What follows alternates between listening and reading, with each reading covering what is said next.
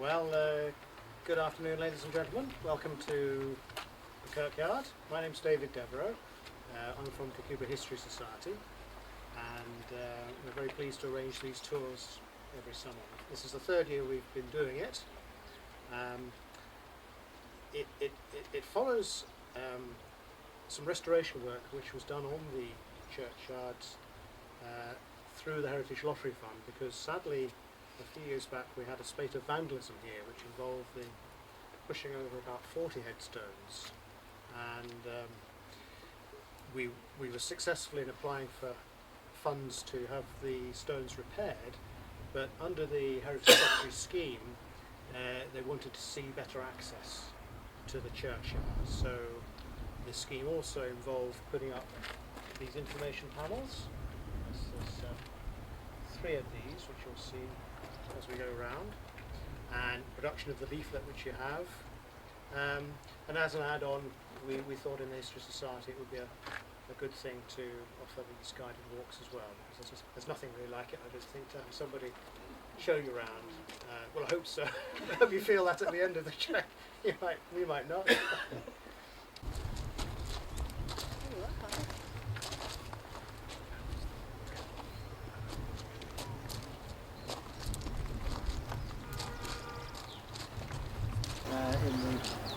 In the churchyard, and first of all, just to say a bit about the geography. You can see the River Dee, of course, in front of us, heading way up to Compston and inland that way. So this site generally is on the east side of the valley,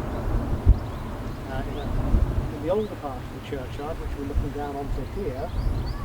Sits in a slight hollow, I think you can see.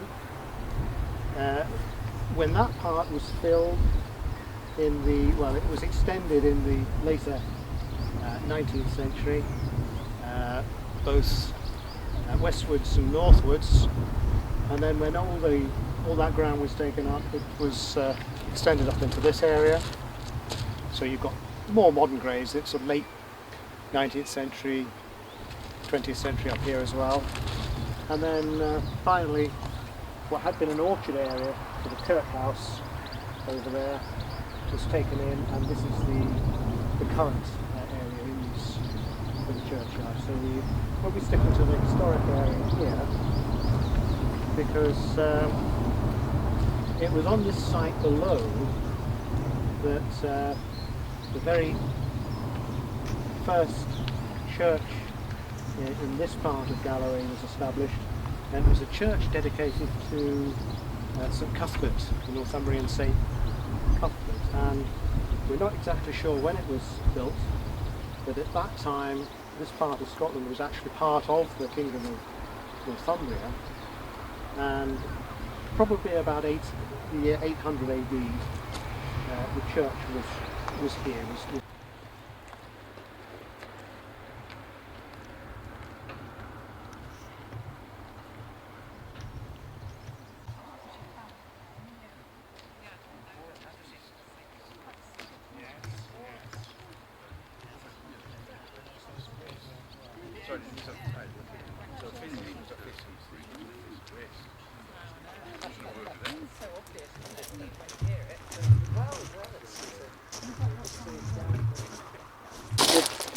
We've just come through the Kirkyard gate, as you can see, and as I mentioned, we think that the site of the early kirk I was talking to you about was just through the gate. In fact, you see how the way the path rises and then goes down again. We suspect it's there.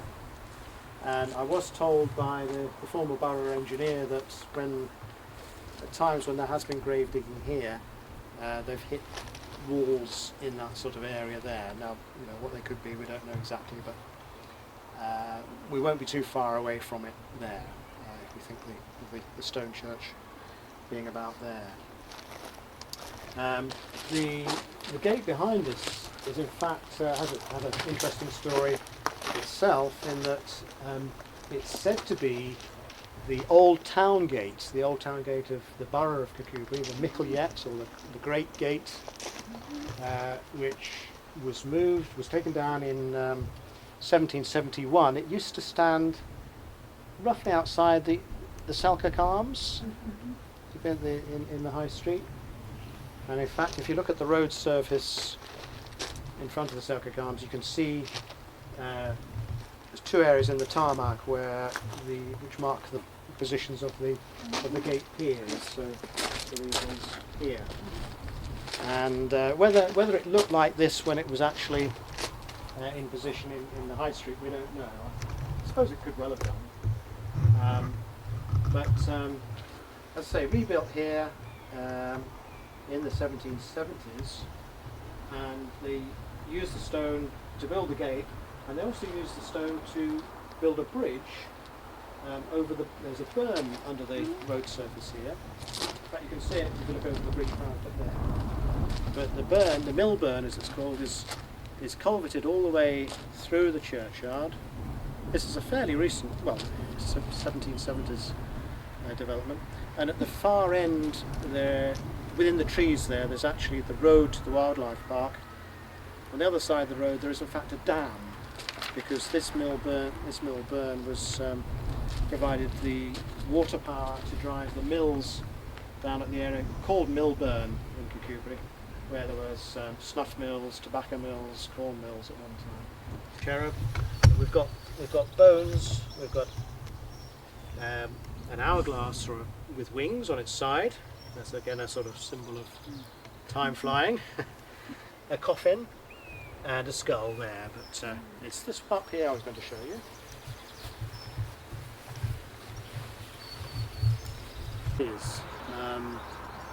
And unfortunately the description on the reverse is badly weathered, so you can't read the names.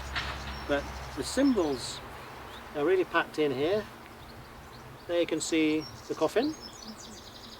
There's the winged hourglass, time flying again. Crossbones, skull, that's fine. But here we've got can you see, here's a hand and there's a sleeve, frock coat, there's a hammer, and there's a crown above it. Now, we know from this, therefore, whoever's buried here was a member of the Hammerman Guild. Kirkcudbright, like other towns in Scotland, had its trades guilds, and to practice as a smith or a weaver, you had to be a member of the local guild. You had to be a burgess, in fact. If you weren't a burgess, you couldn't trade. You couldn't have a shop, you couldn't have a stall in the market. So this man was a member of the Hammerman Guild, and he was proclaiming that with his symbol. And because the hammermen and the shoemakers were the only incorporated guilds in Scotland individually, they were the only ones that could use the crown as a sort of symbol of authenticity. So this man is proclaiming the fact that he's a proud member of his guild. He could be a blacksmith or any other sort of metal worker. He could be a tinsmith or so on. There's a number of books you can buy or borrow about Scottish churchyards, and in many of them you'll see a picture of this stone to Samuel Herries, who was a merchant, Kirkcudbright merchant, in the later 18th century. I'll tell you when he died exactly. He wasn't one of the leading merchants. You'd think from the elaborate nature of his tombstone he was some important fish, but he wasn't really. At least we know from the local tax rolls, the stent rolls, that he was a sort of third-class merchant. He wasn't one of the real wealthy individuals, but he must have saved his money up to buy himself a nice table stone in this way. And it's the carving which is very interesting. And if you look at practically every side of the supporting pillars has, and there are 6 of those, has these figures. Paul Jones, or John Paul Jones, the American naval hero, was a member of St Bernard's Lodge in Kirkcudbright about this time as well, and so on. So there's You don't really understand all the symbols here, but it's covered with it. It could have been just a complete fruitcake, couldn't it? It could, yes. And strangely, he's very modest. He's got all this to write about himself on, but it stops there. It's the memory of Samuel Herries, who died, and merchant of Cuba, who died probably in 1903 there. So that's it. Where is? There we are.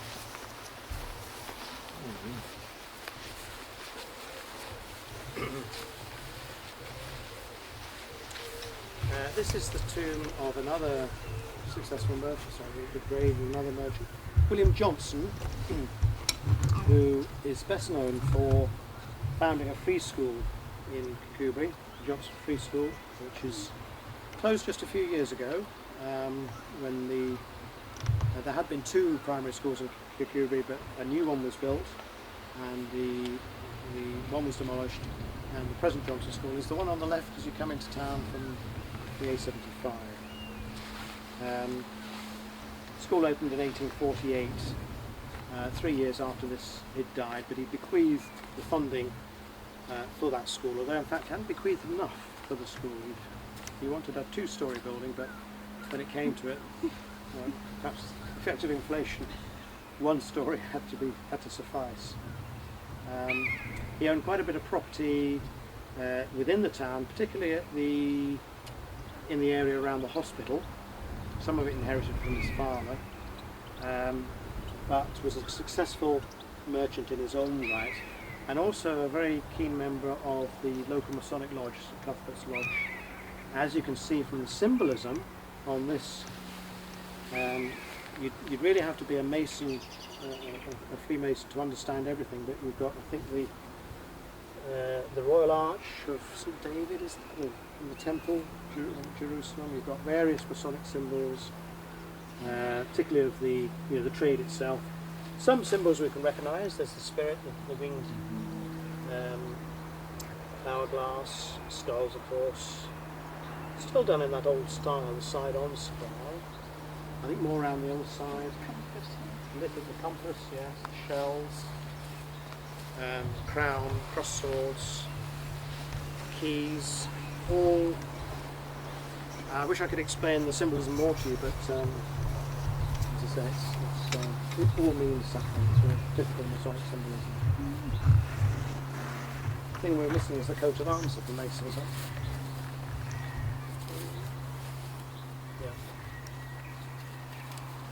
Moon and the sun, and the Mason's mallet here, that sort of thing. And so this is William Johnson, again an important figure in the town's 19th century history.